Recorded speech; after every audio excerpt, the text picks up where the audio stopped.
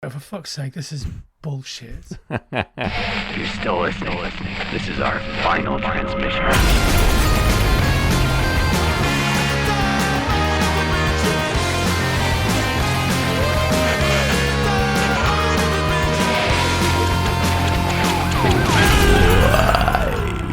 We're here, Jamie. It's the Final Transmission podcast. We're talking about horror movies. It's me, Sam Russo. It's Jamie Carruthers. Welcome Welcome to the podcast. How are you doing, Sam? How are you today? Fantastic. Top tier. 100%. Firing on all cylinders. Ready for a round of golf. What you got for me? How are you? Yeah, I'm also ready for another round of golf. You've been playing golf today, have you? The next EP, the next compilation. What do they call those things? Sampler, yeah. Did you exclusively buy samplers for 1 year of your life? I know I did. For quite a long time, I would get my hands on any sampler I could. I used to love them. It's how I found out about, I would say, shitloads of bands I really like. The Lawrence Arms, the Ataris. What sampler was the Lawrence Arms on? Some kind. Punkorama? I was going to say or an Kung Epitaph Fu. one? It kind of been. Must have been like. It was some weird shit. It was called like, I don't know. I think it was a ska thing. Oh, really? Yeah, I don't know. Don't remember. It was in a cardboard sleeve. But yeah, I used to get all those, like, I used to get the Kung Fu one, the Jade Tree one, or the obvious ones, the fucking Epitaphs and the Fats and all those other ones. But they always had a little sleeve inside that was like, get these samplers if you like this. So I used to mail off for every sampler I could get my hands on. Yeah, I used to hammer samples. I still have quite a lot of them. I used to love the free CDs in Kerrang and Metal Hammer. There was a punk one that was free in Kerrang. Yeah. That was basically is still my entire music taste. I'm pretty sure it had Look What Happened by Less Than Jake on it and God Called In Sick Today by AFI. And yeah, is that the one with Morat on the cover with his mohawk doing like a shouty thing? Yeah, I remember that one. Atari Teenage I think it was Riot, called I Search found and out Destroy. Search and Destroy, yeah, they did a series of those, I think. Good Interesting. shit. Yeah. How That was irrelevant. An autopsy of our past. Yeah, somewhat of a probing exploration of the carcass of our youth. Which is slowly ruining my life. Which leads us, I guess, subtly onto this week's movie. We're talking about 2016's The Autopsy of Jane Doe. Starring Brian Cox and Emil Hirsch. Yeah. I think it wouldn't be fair to say who this movie is starring without also mentioning Alwyn Catherine Kelly, who I think steals the movie. Yeah. The Jane Doe. She's a corpse. She is. I think we'll get into it, but I think it might be the best corpse performance since Weekend at Bernie's. High praise. High praise indeed. I'm glad you said since. You cannot put this performance above the Bernie. No, Terry Kaiser in Weekend at Bernie's it's one of the best comedic performances, like physical comedy performances of all time. Yeah. And he is almost perfectly rigid for the entire movie, but it's fantastic. Yeah, one thing you can't say about Owen Catherine Kelly in this is that she's funny. She's not very funny. She's not very funny, no. So this is directed by Andre Overdahl. Let's say that's how we pronounce it. I don't speak Nordic.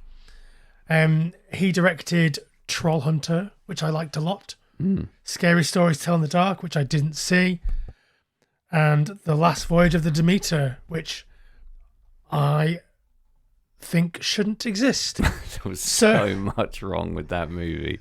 What a fucking letdown. Best premise, most fucked. That's the award I you think get. it's a bad premise. It's like it's. Have we had this argument before? I think we have. It's the bit of the book that you don't need to make into a movie because you know what happens. Yeah, but that's why it's cool. It's like when they did the Thing remake in 2011, and they were like, "Oh, let's tell the story of what happened in the Norwegian camp." It's like, wait, why? We know what happened in the Norwegian camp. They all fucking died. Last avenue to exploit, though, isn't it? It's desiccated husk of an exploited property. What can we do? Oh, there's some stuff that happens when no one's around. Let's do that. Seafaring Dracula, though, I think I thought it was a cool idea. You could have had some great. There's enormous scope for genuine bone-chilling shit there, and instead they had like monster vampire eats kids or whatever it was. Rubbish. It seems we know that the Demeter like drifts into the London docks or whatever. Whitby, that would make more sense, wouldn't it? Yeah. And everybody on it is dead, and they've all been sucked dry. You know, that's like, you know, your opinion, man. Like that's a great premise. It's the stuff we don't know. Fill in the gap. It could have been. It didn't have to be great. Could have just been trash. Brain fills in the gap already. Yeah, of course it does, but it does that in everything. Doesn't mean you shouldn't do it or explore it. Yeah, that's fair. Well, like the Autopsy of Jane Doe, you know, the whole movie. It would be like saying, you know, they take a corpse and everyone dies. Why bother exploring it? Well, because we didn't. The Autopsy of Jane Doe isn't a section from one of the most famous books of all time, where you know what happens at the beginning of the story and you know what happens at the end of the story. So you have already filled in the gaps mentally. What I was happens just trying on the to get Demeter? us back to the movie. Well, it was wrong and stupid, Sam. It was a swing. Yeah. Now I know what kind of mood you're in. I will swing no more. So the Autopsy of Jane Doe, coming in at a high and tight 1 hour, 26 minutes. It's rated R. It came out in 2016. And it's a movie. It is a movie. I about had it? not seen it before. Weird. That's a weird one from you. Why? I think I had a fixed idea of what I thought it was going to be. And, I mean, we'll get into a lot of what the movie was. But I think ultimately it turned out to be exactly what I thought it was going to be. And so I feel vindicated. Against yourself. Yeah. Good. Sounds like you hated it. Well, we'll get into it. Okay. You've had a good couple of weeks of not having to synopsize any movies, Sam.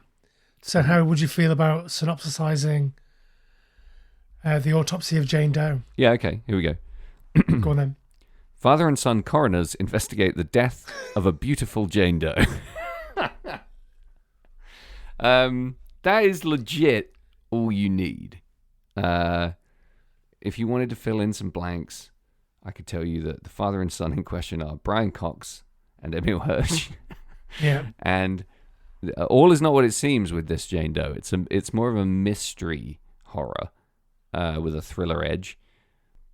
Some people become friends, some people become enemies, alliances are forged, etc., etc. Yeah, hijinks ensue. It's a superbly simple premise to start with. The Marleys were dead to begin with, you know what I'm saying?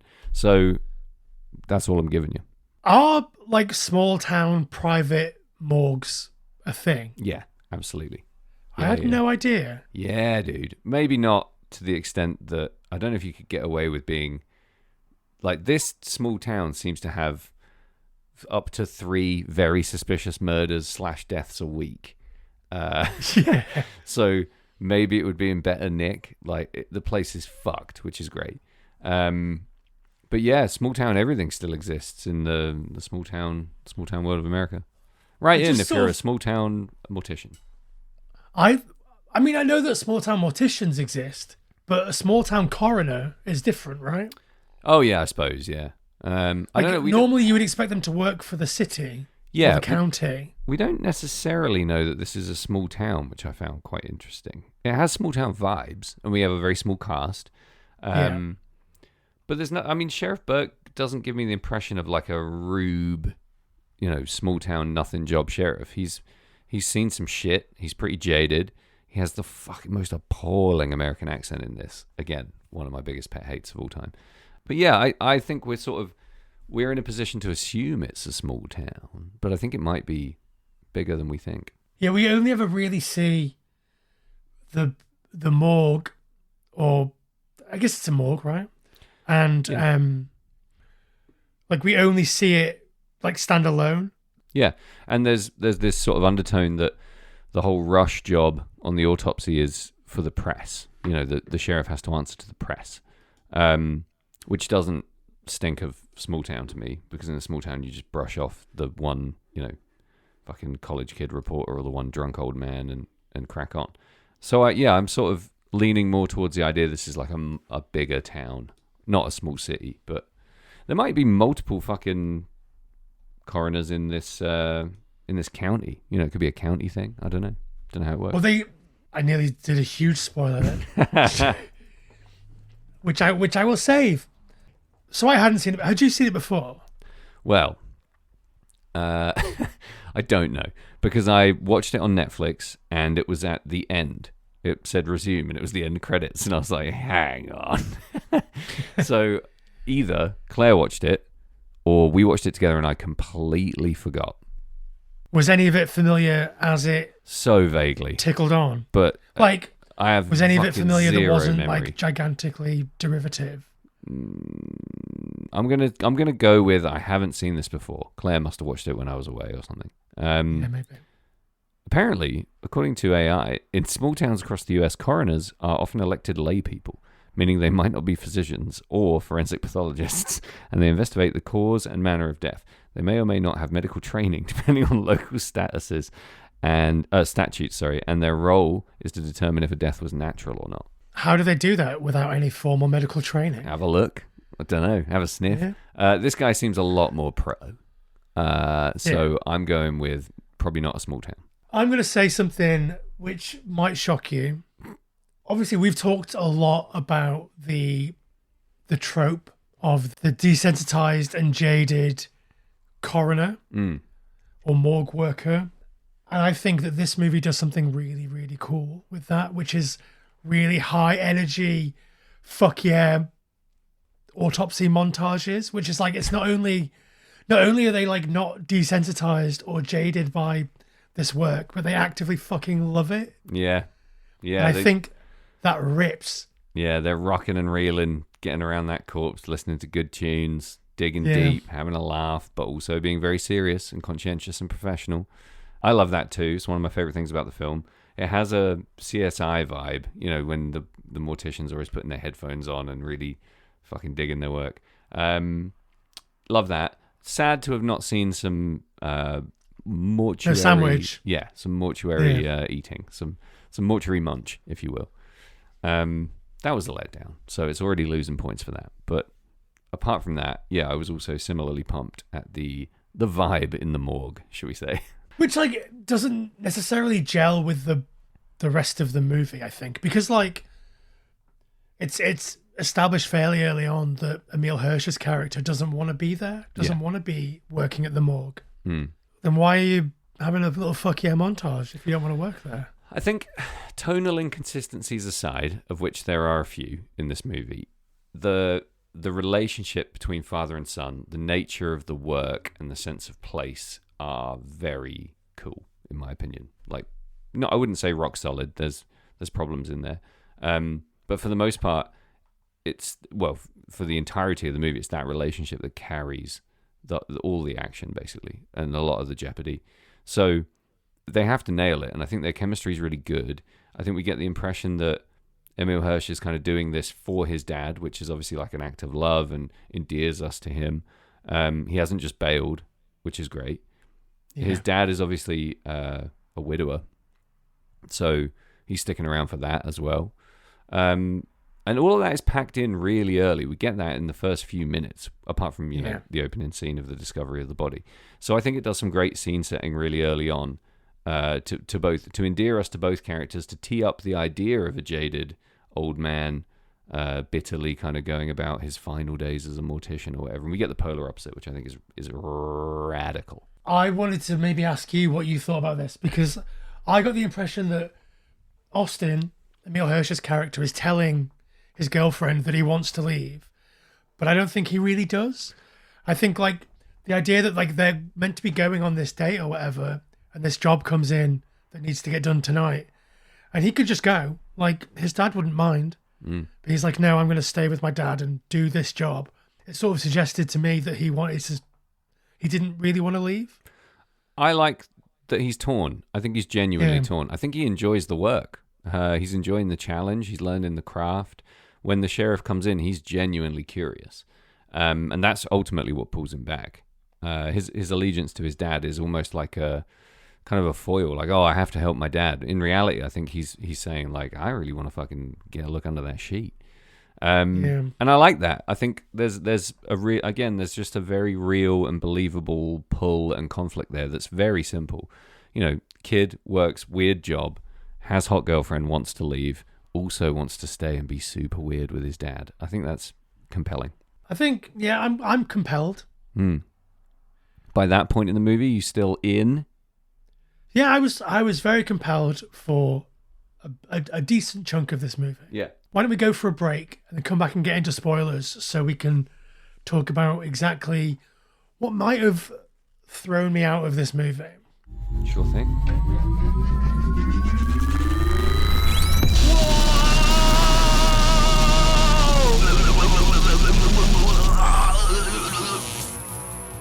Whoa, holy shit. I guess that's why they call it Phantom Power. Oh, Well- yikes. I'm back. That was quick. Yeah, I'm back too. How'd you like that break? I thought it was a great break. Spicy. Yeah, just before I get into my spoilery talk about the Autopsy of Jane Doe, just want to take a quick second to say follow us on social media at FT Horror Show. If you want to throw us some bones, you can do that over at Patreon, where you can get an uncut, mostly, video or podcast version of this episode and many, many others like it.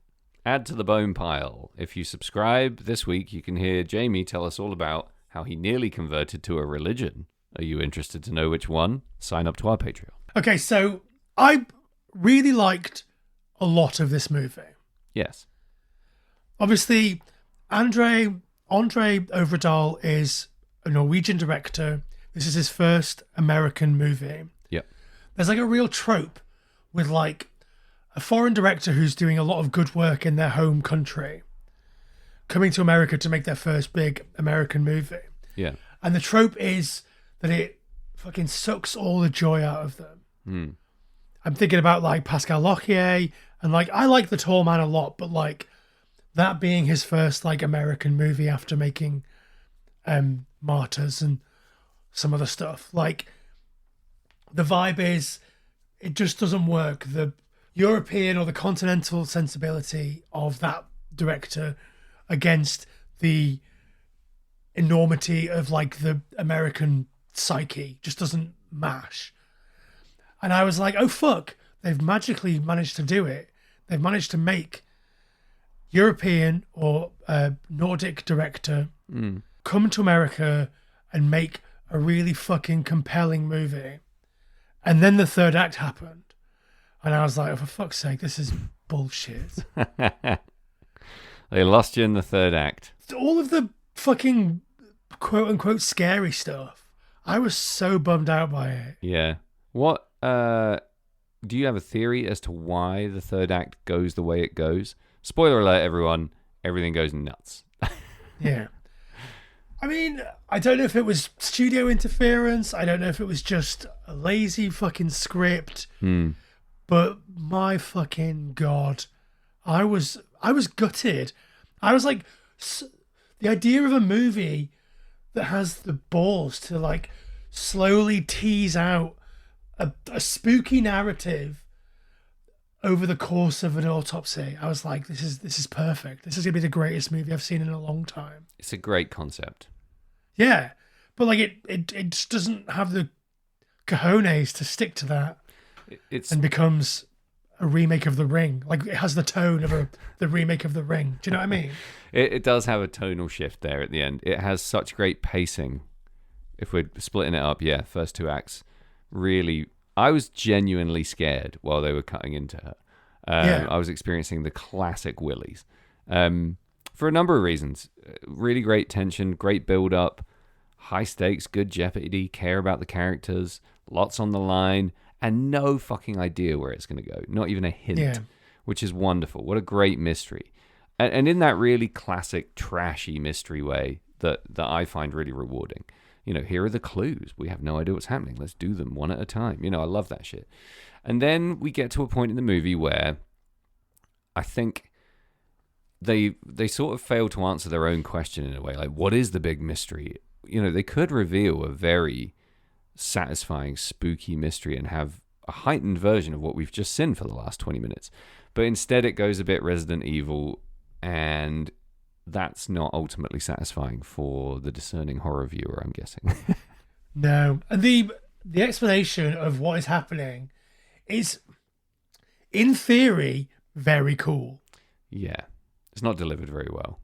No, it requires loads of logic leaps that the characters make that then they say as if they're facts.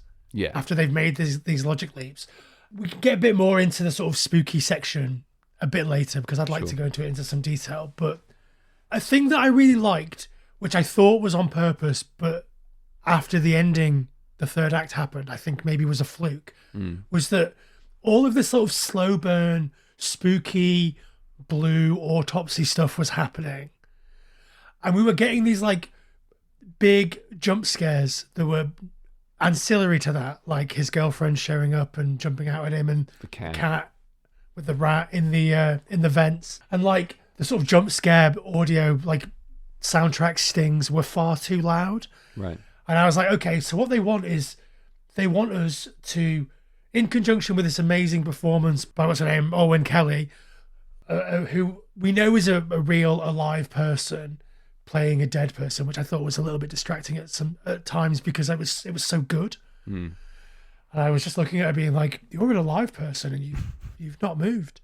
It's incredible. That adds to the fear for me, though, because Yeah. the whole time I thought she was alive, and fucking spoilers, she was.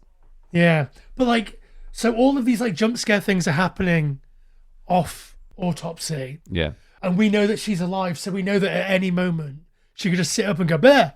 Yeah. And like, so there's the constant fear, there's a constant like unsettled feeling that you have knowing jump scares are a thing that exist in this tableau, and also this is an alive person who is just playing a dead person. But then when we get into the third act, all of the horror becomes just noise. And it's like, oh shit, did they think that these jump scares were scary and not just a thing that were there to make us feel weird about the main thing that's happening?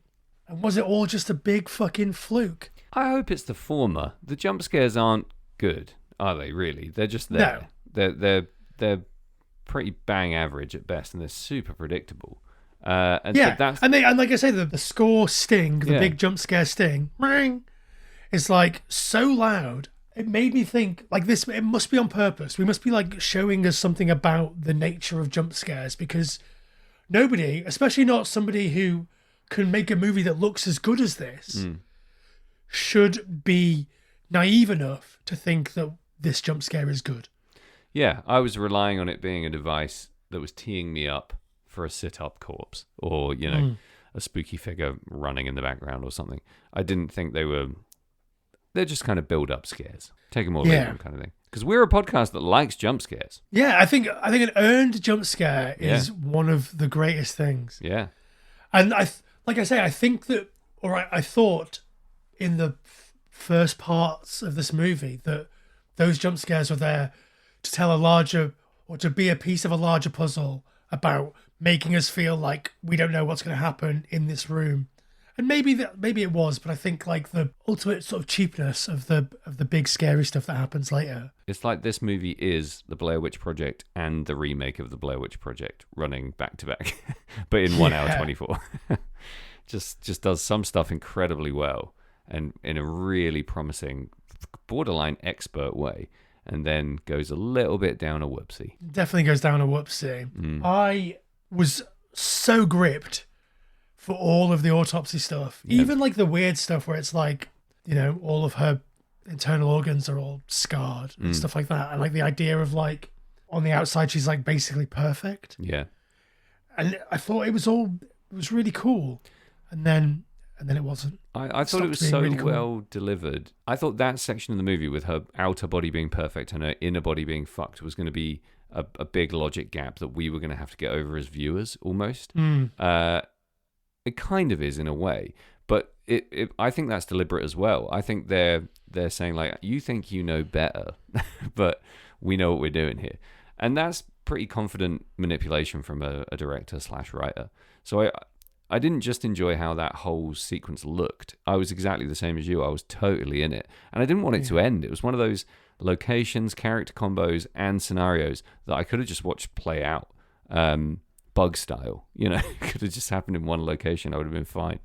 So, yeah, interesting to build that much classic, truly classic horror tension with, in my opinion, really strong performances, and then to just kind of go a little bit off the deep end with it.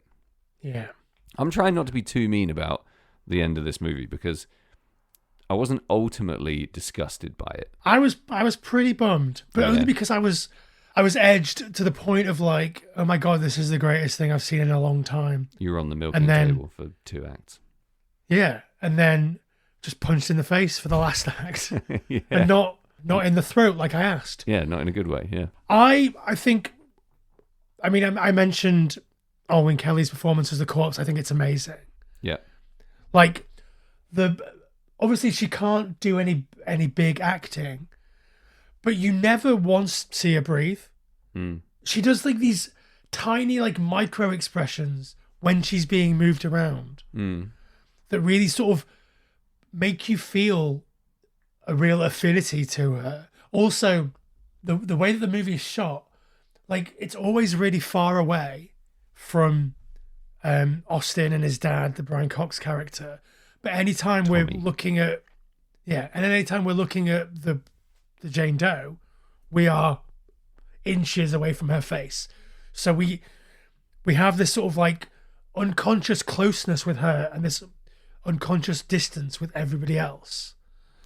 We see a lot from, not a lot, but there's quite a lot of shots that are kind of not directly from her POV, but upward from the table. And that's obviously to kind of encompass as much of the characters' faces as you can and their reactions and whatever else. But I think that's a conscious choice. We go so close on her face. We go so close out of her face. Might as well be a POV shot at that point. Like it really wants us to be with her, on her side. We want to know, where she's come from, who she is. We want to understand everything. And I think ultimately they fluff all of that in the end. But yeah. But it is very cool to subtly build a sympathetic relationship between a viewer and a corpse. I'm always impressed.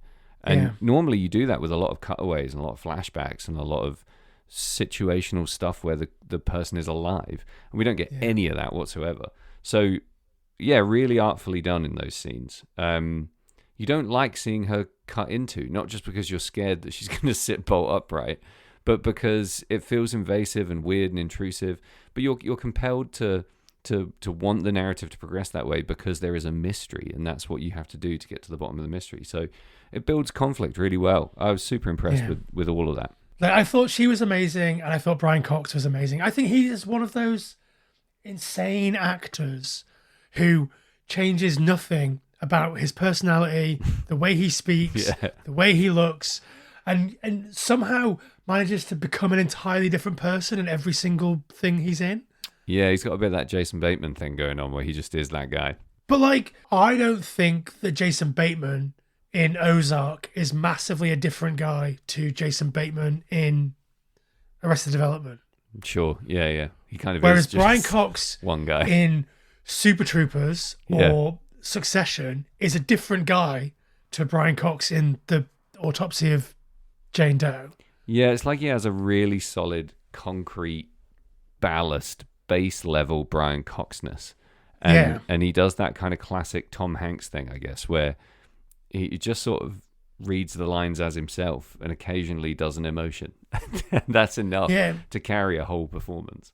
I think it comes from like really understanding who your character is and who you are in relation to your character. Maybe like finding a way to express the character through the person who you are rather than trying to change who you are to be the character. Yeah. I've been thinking about it a lot with the death of Gene Hackman because he was like that a lot as well. Sure. Like, he was always the exact same guy, and yet a million different people. Yeah. I think that's a great trait of a really elevated character actor in a way. Yeah. Very cool. He's just fun to watch as well. He's got a great face. His movement. That's part of why I didn't love the last part of this movie, is it felt a bit out of his range to have him moving in some of the ways that he was. He's a slab of granite. He's not made for action sequences and being chucked around and stabbed and dying dramatically, I don't think. I think that was a bit of a miscue to have his character go that way.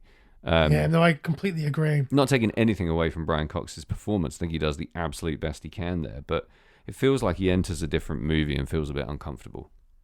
I would love to see the behind-the-scenes stuff, because he is terrified of gore. Is he really? Like, he can't handle, like, gore and blood and stuff. How interesting. He's playing a fucking mortician. Exactly. Wow. Well, maybe a bit of a leap for him then. You know, much respect.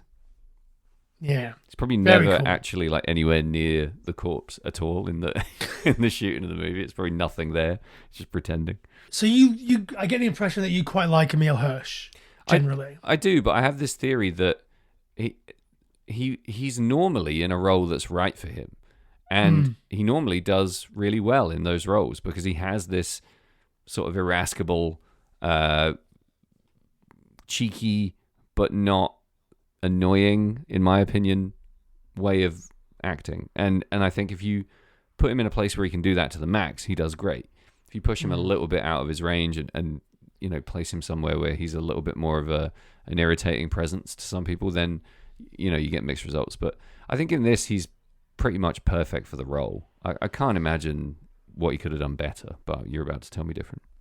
I mean, I don't think he's bad in this. He is the weak link for me. He does sort of drift into some of that being directed by a person that can't speak English sort of acting. Okay. Do you know what I mean? No, how... Which, how I mean, I assume that Andre Obervald can speak English, but I think, like, some of his line readings are just a bit wonky.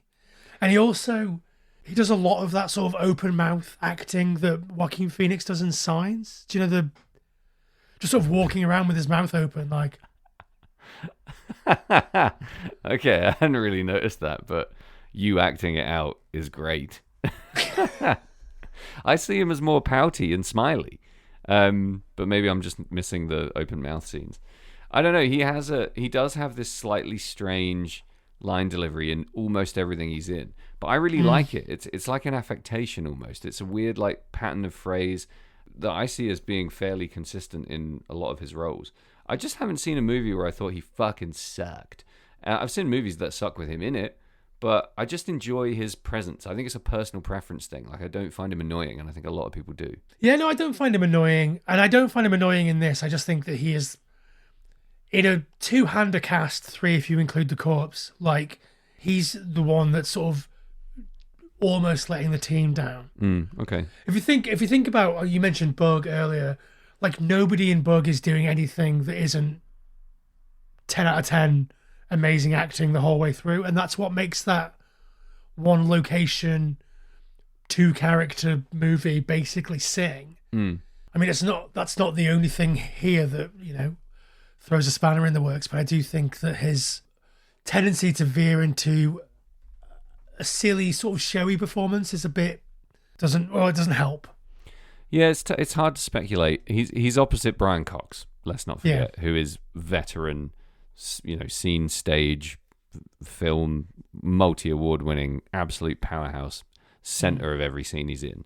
So I think anyone opposite him that is our age is going to seem maybe a little bit piss weak. And I think it works because he is the son and he is the smaller character. He's not a dominant son who's like trying to get his dad out of the way so he can take over the business or something. He's a nice guy. And that nice guyness doesn't always translate into a really powerful performance. It doesn't give you an enormous amount of character depth necessarily. He just has this central conflict of maybe not wanting to be there. But yeah, I think Emil Hirsch didn't do anything wrong in this as far as I'm concerned. I'll watch it again and all I'll see is his open mouth, but still. When he's running around in the scary stuff, he's just like... I don't mind that. He also probably got the brief. Like, he read the whole script It felt a bit to me like Brian Cox probably read the first like 15 pages and then was like, yeah, sure, I'll do it. It feels like Emil Hirsch read the whole script and acted like the whole movie was happening from the start. He's like, we're in a silly horror house movie. We should act accordingly. And Brian Cox was probably like, nope, I'm doing Shakespeare until the very end. I feel like Hirsch's performance at the end is more in key, maybe, than Cox's. So I don't know. I'm not saying he carries the movie. I'm just saying I feel like he understood what he was doing from start to finish. And he seems like he's having fun with it, you know? Yeah. All right, should we talk about the final act in some more detail? Sure. So we find out that the Jane Doe is a witch. Yeah. During the autopsy, they peel her skin off, and there's all kinds of occult writing in there, and she's got a little bag with a tooth in it that's got lots of occult writing that leads them to Leviticus, and they read in there's a passage about burning witches. So they deduce from the peat under her fingernails. See how well I can remember mystery stuff and how I forget everything else that happens in movies. The peat under her nails, they deduce is from New England. And they link all this to Salem and the witch trials in air quotes. So they decide that she's some kind of witch. And then, at the moment of that discovery, all the slightly creepy things like, the little doors on the mortuary slabs opening and lights flickering and, things happening in the background, the radio changing to this creepy song. All of that gets magnified 1,000 times. Corpses burst out of their beds and start running around the mortuary with jingle bells on their feet. Cats die. Cats and dogs living together. Pandemonium. Yeah. The cat dies pretty early on, doesn't it? Yeah, true. It's more of a sign of what's to come, I think. Yeah. I could have done without watching Brian Cox snap a cat's neck. Snap a cat's neck. In his arms. I hated it, but I think it was necessary. I think we had to see him go through that. Told me a lot about him. Bath was sat on my lap while it was happening, and we had a little cuddle. Well, you're not going to believe this, but Plum literally meowed. He snapped the neck and turned around, and Plum was like, meow. Outrageous. I don't think they can even see things on screens, can they? I don't know. Anyway, so truly, hell is unleashed in the mortuary. There's a huge storm. A tree collapses onto the shutter doors that are very impractically their only way out at that point. That's because the power is gone, so they can't use the elevator. Yeah. And so everything conspires to be a great bunker third act, and they're trapped. They're trapped downstairs with no way out. Emil Hirsch's girlfriend honors her promise of coming back to pick him up. Obviously, neither of them think that she's going to pop up because all the doors are fucked. No way in or out. So Emma, Ophelia Lovibond, gets fucking axed in the chest. Yeah, except she doesn't. Doesn't she? No, it's... So you know that none of that stuff happens. But she's still there at the end when they're cleaning up. No, she's not. They only bring out 2 corpses at the end. Yeah, but there was loads of corpses in there. That didn't make sense to me at the time. But he's they only bring out Emil Hirsch and Brian Cox's corpses out at the end. Like, she's not really there. But what about the corpse of the Autopsy of Jane Doe? Well, they bring her out as well. But they don't. They only bring out 2. That's why I was confused. The idea is, and like the radio is like, hey, we're going into our 4th day of sunshine. Oh, yeah, I know none of that happened. So there's like none of it happens. Do you remember, you didn't finish watching House, did you? But it is the exact same plot of the movie House. I thought there was something at the end where like the cop was like stepping over her bloody corpse. I think she dies, dude. I think that's real. I think it's real because she can get in because there's nothing wrong. And she hears them in the lift and she goes over there and then Brian Cox fucking whacks her in the chest with an axe. And then he's like, oh, I'm sorry. Move on. When that happened, I was like, I know it's her. Yeah. Like, she's come back to scare them. There was a whole setup with the bell on the ankle and all that stuff. Yeah. So, like, I know that that's her. And then when it wasn't, I was like, oh, the twist is it wasn't her. It was the actual corpse, and then it was her. Yeah. But it is the same plot of the movie House. To the point where It's just the spooky place that wants them to be freaked out. And so they're running around thinking that things are happening when they're not. Well, Reddit thinks that Emma is alive, Well, I think that Emma is alive. but AI thinks Emma dies. Well, AI is wrong, and often is. We're going to have to revisit, find out, and you're going to have to record a public apology at the end. I swear I got the fucking sheriff stepping over her corpse at the end in my mind, but maybe it didn't happen. Either way, I like that. I thought that was the only cool bit, really. Because Yeah, I think. Hirsch did a real good act there, and so did Cox, I thought. Yeah, I thought that was fine. Like I say, I knew it was happening. It was telegraphed from a mile away, and so didn't feel particularly earned. I think like the big issue that I have with the horror section is that even for 2016, it feels dated. It feels much more like 2009 horror. Yeah. It feels like the juddery cameras, the jump scare stings, the sort of Japanese, the Grudge, Ringu style. People in mirrors. Yeah, all of that stuff. It just feels very 2000, like mid to late 2000s. It's cheap as fuck, unfortunately, and it does show the budget of the movie. The movie doesn't have the budget to pull that shit off. It has just the right amount of budget to make a creepy, suspenseful, mysterious autopsy scene feel like fucking Citizen Kane, but it doesn't have the budget for running around jerky corpses, leaping through stuff and attacking you and stabbing you up, and ghosts and whatever else. Your budget shows, which is Yeah. I think that the whole Salem witch explanation is bad. I don't think I understand it. So she's a witch who was put to death. Well, she was an innocent. An innocent who was put to death.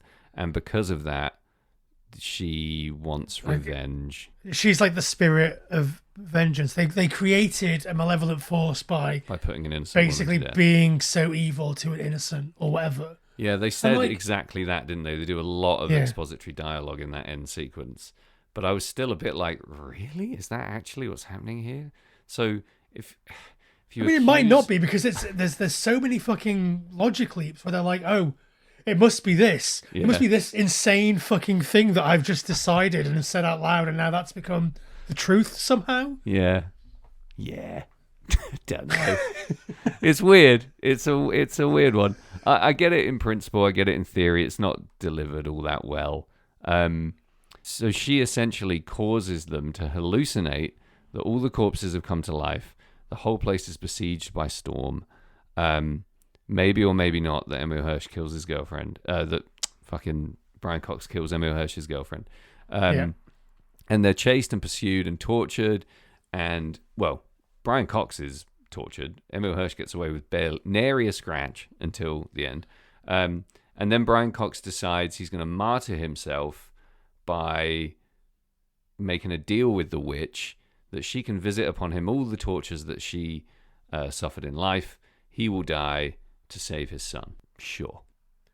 Okay. I wish that Emil Hirsch Austin didn't die. Me too. Big time. And then the police come in and they're like, oh, you stabbed your dad. Yeah. You're coming with me, bucko. Yeah, and they take him to the loony bin. It's a classic, like, straight jacket in the van, off you go. But instead we get Brian Cox appearing behind him while he's on a high ledge, him turning around, going, ah, and falling and dying. If he has to die better. Have a much more dramatic death scene. It's almost like tagged on the end. We care about this character. We really fucking care about him. He's lost his mum. He's fucking killed his own dad in a mercy killing. Who killed his girlfriend the same night? He's got fucking nothing left, all because he wanted to peek under a sheet. He could have gone on a date. He could have got laid. And we really give a shit about that. And then it's like, boo, ha, pff, dead. What? Yeah. Fuck. Rude. Yeah. Disrespectful of the audience, that death. Big time. So Stephen King Yep. is a very vocal fan of this movie. Yeah, I read this too. And it tracks for me because it does the same bullshit ending, fucking Stephen King-itis infected ending that every single one of his stories has. Do you know what I mean? It certainly appeals to a certain Stephen King, a Kingian sensibility towards the end of them. It's a King of course he likes it. It's like he wrote it. it's weird. Yeah. Yeah. The connection there is obvious. But he went through this very long phase of tweeting about every movie he was watching and giving it like a little nib rundown. And a lot of movies were made or brokened because of Stephen King's endorsement or criticism. So this one obviously did slightly better than most. It's got a 6.8 on IMDb. It's on streamers. It's got a, fairly decent rep by the look of it. I might like run of the mill. I might go through his night, Twitter and find all the movies that he says are shit. And then we'll do King Month. And then watch those because I bet they've got better endings. Through some bangers, yeah. He's got pretty good taste for the most part. And I wouldn't disagree with him here. I would recommend this movie to people who want a good, Saturday night romp. It's not too challenging. Do you know what I mean? It's just the right level of challenge. And for a certain horror viewer, you're going to love the last act of this movie. For the rest of us, not so much. Yeah, I just wish that someone somewhere would make a movie that is just an autopsy and we're just finding stuff out. Yeah. Through the course of, like, the same way that you would find something out. Do you know what I mean? Yeah. Like the same way that the coroner would just find things out through the course of their autopsy. Yeah. And make a thing at the end that says this is what's happened, but make it spooky. Like we've seen that it can be done, so why not? Why I'd be not astonished do if it? if there's not like a Japanese movie where that happens. There's a certain sensibility in American cinema where you just can't do that in a mainstream movie, I don't think. Can't limit yourself to that one location, that one central thing for too long. And that's why I think I agree with you that there was probably some studio tomfuckery here where someone was like, you know what's scary? Corpses walking around. Yeah. Bound to have But like happened. think about Bug. Yeah. Think about all of like the one location movies that, like the fucking gas station movie, what was that with the black Splinter. shit? Yeah. Phone booth. Like, I mean, Phone Booth gets a bit silly, doesn't it? Yeah, like this. This is a lot like Pontypool for me in that regard. Like, Pontypool goes fucking off the rails at the end there and is dumb as a shoe by the time the movie ends. Still endearing. This is not as endearing at the end, I don't think, because we're just forced to watch some stuff that sucks, like Brian Cox dying horribly. Feels unnecessary at that point. Feels like there could have been a better resolution in terms of how you stop that witch. I just don't think that was the right move. Have Brian Cox take on the curse and be stabbed by his son. I just think there could have been something better. I wanted, like when they started burning her, I thought, how cool, the whole place is going to go up. And then it doesn't. The fire all just kind of disappears. Maybe the fire should have taken hold, I really rated the fire because it looked like that bit in the Mummy ride at Universal Studios when the fire goes across the ceiling. Fuck yeah. Yeah, absolutely. But like the fire didn't happen. No. None of that happened. No. So I thought the visual of her on fire but very clearly just not burning was fucking cool. Yeah. There's so much about this movie that appeals to my visual sensibility. Like we said before, the whole first two acts, gorgeous. The color palette is magic. All of the subtle nods to this just being kind of broken down but not fucked. The old radio, him being set in his old ways. The whole Tilden Mortuary location is just gorgeous. And you get a real sense of place. You don't want to leave that locale for the most part, despite it being creepy as hell.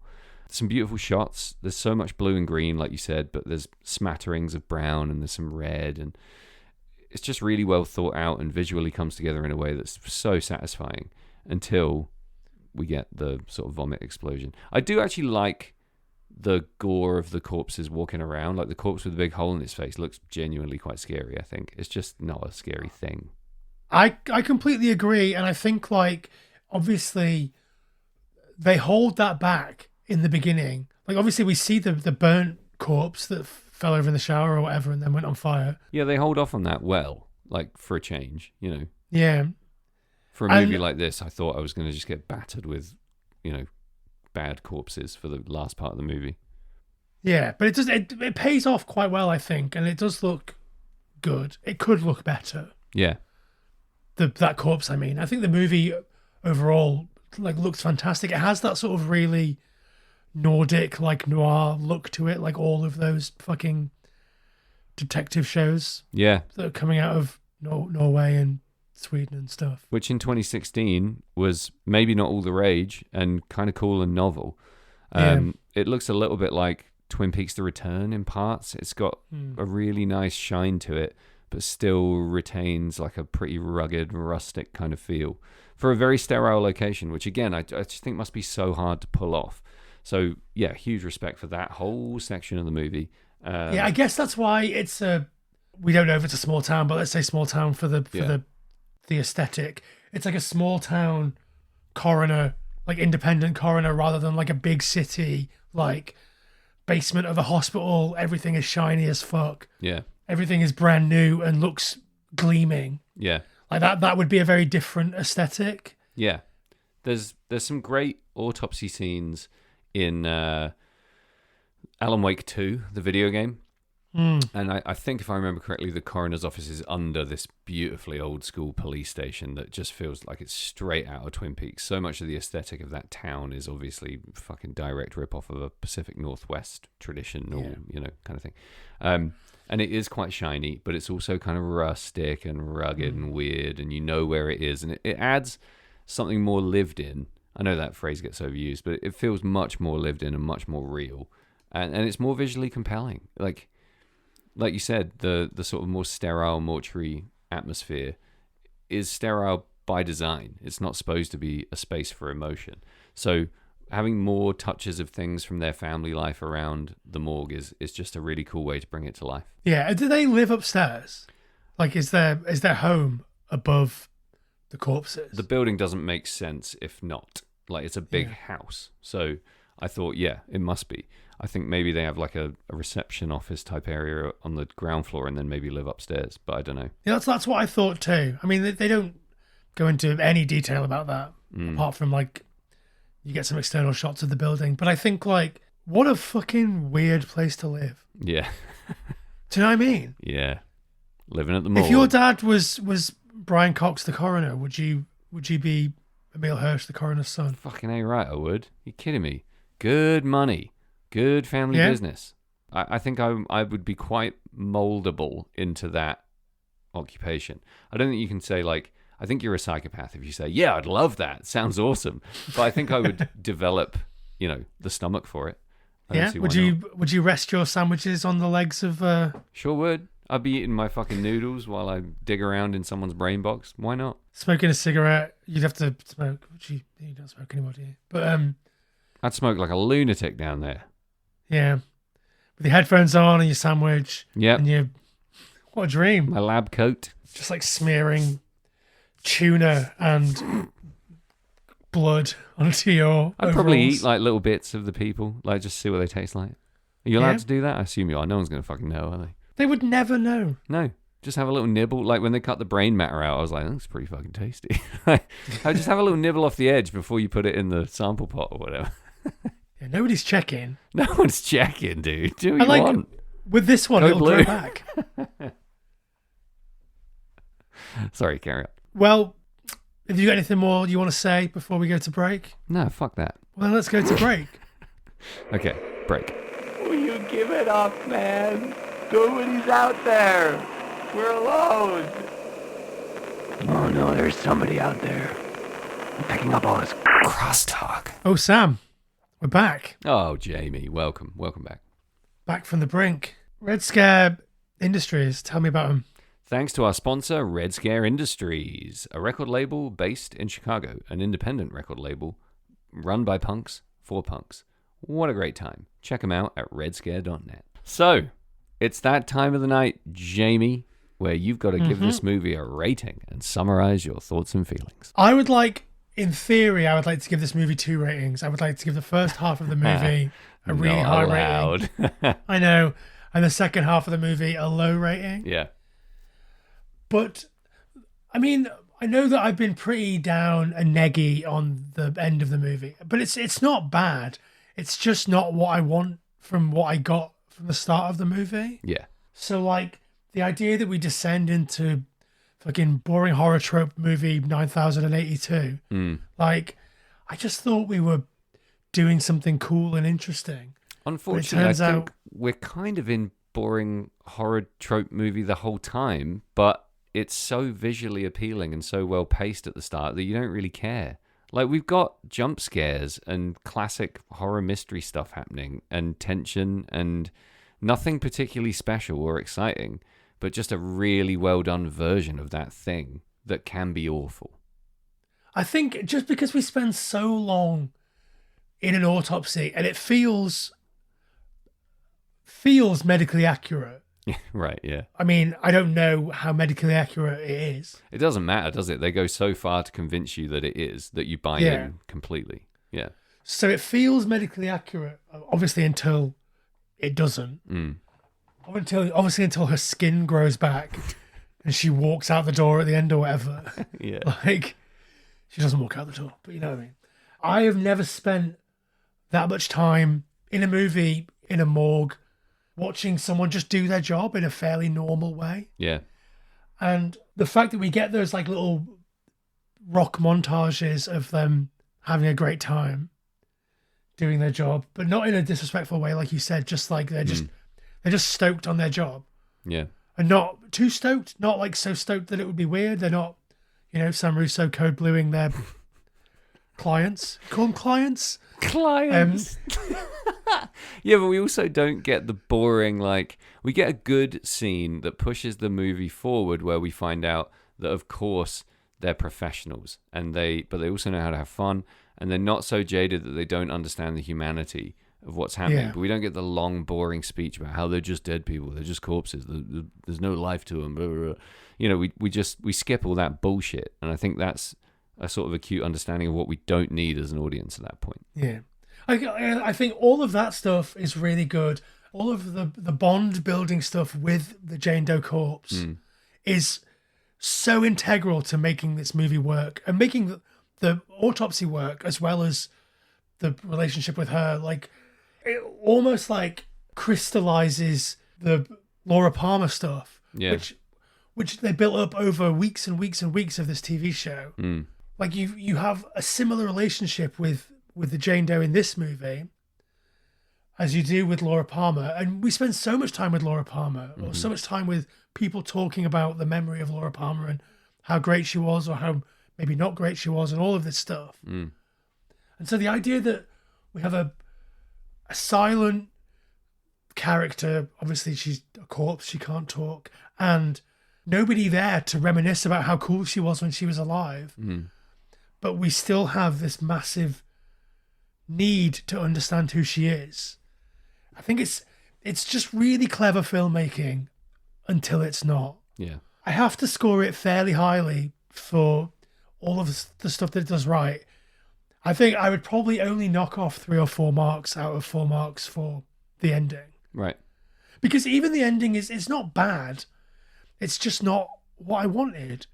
I wanted to be in something clever and emotional and like scary, but like scary with its feet on the ground rather than basically the plot of the movie House from 1985. Like, I just didn't need that. I didn't need that, but Japanese. Yeah.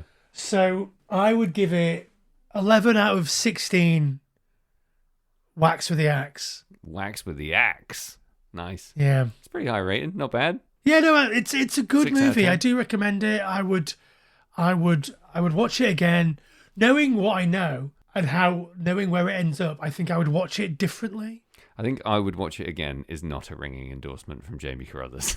You're probably watching it now. I mean, I did watch it twice, but like, I would watch it differently. Yeah. I would watch it with the knowledge of where it's going. My excitement and giddiness over how great those first 2 acts are would be tempered by knowing what's coming, and maybe it would offer a bit more of a sertraline style flat curve rather than like a big roller coaster. Yeah, you'd be looking to probably turn it off around 65 minutes too, I imagine. I mean, you'd be looking more for a bit of foreshadowing, some knowing winks. I bet that stuff's in there, you know. Well, I mean, they foreshadow the fuck out of that bell, don't they? Yeah, big time, yeah. But also in a way that feels nice, because it is a an insight into his character, his old school nature, but it also says shit's gonna get fucked around here, and you're gonna hear that bell later, and we're gonna make it so creepy. And it's just a shame they didn't make it as creepy as it could be necessarily. Like, it's so clear foreshadowing that as soon as we saw the bell, I wrote in my notes that bell is foreshadowing. Yeah, like we're hearing that bell again later. Yeah, not your first bell shadow. Definitely worth writing down. So go on, Sam, give us your summy, scory thoughtsies. Buddy boy, same as you. I feel like the ending for me is complex because even when it's terrible, there's still stuff about it that's cool. I do hate the ending, if I'm honest, because it's such an insult to the start of the movie. The whole boo, fall, whack, Emil Hirsch death scene is laughably rushed, and it's just so poorly done. But the reveal of the whole illusion I thought was nicely done and quite clever and genuinely a bit confusing, which is nice. I love being confused by a reveal or an ending. It was a bit predictable, but the way they did it made you feel discombobulated the way you would if you were realizing it was an illusion. So as incredibly strong as the beginning is, and as much as we grow to love those characters in that setting, the ending just whips the rug out so hard that it makes it really hard to, like you said, score really highly. But I'm going to give it 6.5 Code Blues out of 10, just because I had a bunch of fun watching it and felt totally entertained from start to finish. Even when I drifted a bit at the end, I was like, I'm still in this. I'm still very curious to see if they fuck it up even more, if they pull it back somehow. I was not bored. My eyes were drinking in the scenery, and ultimately I had a good popcorn munching Raz, which I love the most. I didn't like that it was Salem. You know, there was like hundreds of witch trials all across America in it's pretty low 17th and 18th century shit, isn't it? Like, yeah, it's just so lazy. Yeah, but she's like the queen of the witches at this point, so Salem makes sense. You know, if they were like New Brunswick, you'd be like, what the fuck are you talking about? It bugged me. It's part of a series of lowest common denominator horror tropes at the end that probably piled up to make you feel sad. Yeah, and for that I apologize on behalf of the filmmakers. But yeah, overall, it was a good movie, wasn't it? I did. Good Raz. I did like it. Needs a different cover. Cover sucks. All right, well, that was the Autopsy of Jane Doe. Sure was. I had a fun chat there, Sam. Me too. If you liked this podcast, you know what to do. Rate, review, like, subscribe. Enjoy your life. Yeah. Get fucked. We'll see you next week for more of the same, but slightly different. But so nearly pulled it off, bud. Land the plane, Jamie.